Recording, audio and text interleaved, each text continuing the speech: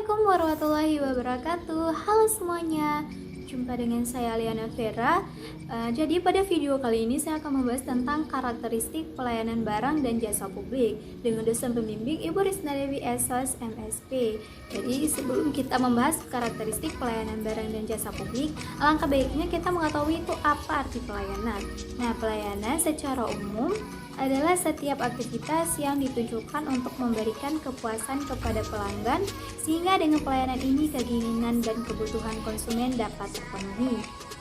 Selanjutnya yaitu karakteristik pelayanan. Pada dasarnya pelayanan adalah suatu kegiatan yang ditawarkan kepada konsumen yang memiliki sifat tidak berwujud dan tidak dapat dimiliki. Hal ini sejalan dengan pendapat Norman yang menyatakan tentang karakteristik pelayanan, yaitu yang pertama, sifat pelayanan tidak dapat diraba dan pelayanan ini berlawanan dengan sifat barang jadi. Yang kedua, pelayanan secara real dapat terdiri dari tindakan yang nyata dan berpengaruh dari tindakan sosial. Yang ketiga, kegiatan produksi dan konsumsi pada pelayanan merupakan hal yang tidak bisa dipisahkan secara nyata karena keduanya terjadi dalam waktu dan tempat yang bersamaan. Selanjutnya, karakteristik pelayanan terbagi kedua ya. Yang pertama ada pelayanan barang, yang kedua ada pelayanan jasa. Pelayanan barang adalah pelayanan penggandaan yang penyaluran barang bisa dikatakan mendominasi seluruh pelayanan yang disediakan pemerintah kepada masyarakat. Pelayanan publik ini dikategorikan yang bisa dilakukan oleh instansi pemerintah yang sebagian atau seluruh dananya merupakan kekayaan negara yang tidak bisa dipisahkan atau bisa diselenggarakan oleh badan usaha milik pemerintah yang sebagian atau seluruhnya berasal dari kekayaan negara yang dipisahkan seperti badan usaha milik negara atau BUMN. Yang kedua ada pelayanan jasa. Nah, pelayanan jasa ini sering dikatakan bahwa jasa mempunyai karakteristik yang unik yang membedakannya dari produk atau barang-barang manufaktur. Ada 4 karakteristik yang paling sering dijumpai dalam jasa serta pembeda dari barang pada umumnya. Yang pertama, dia tidak berwujud. Jasa mempunyai sifat abstrak serta tidak berwujud. Berarti jasa tidak bisa dilihat, dicicipi, dirasakan seperti barang lainnya ya. Yang kedua ada heterogena. Jasa adalah variabel non-standar serta sangat bervariasi. Artinya jasa itu berupa suatu unjuk kerja, maka tidak ada hasil yang sama meskipun dikerjakan oleh satu orang. Hal ini disebabkan oleh interaksi manusia, karyawan serta konsumen dengan semua perbedaan, harapan dan pendapat yang menyertai interaksi tersebut.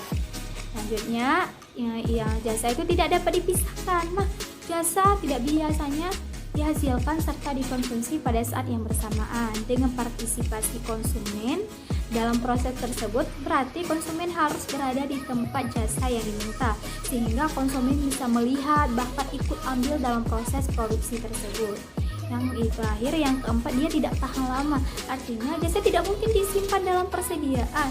Dengan kata lain, jasa tidak dapat disimpan, dijual kembali kepada orang lain atau dikembalikan para produsen jasa di mana ia pertama kali membeli. Itu tidak bisa ya, karena jasa memang bukan menghasilkan barang tetapi menghasilkan jasa.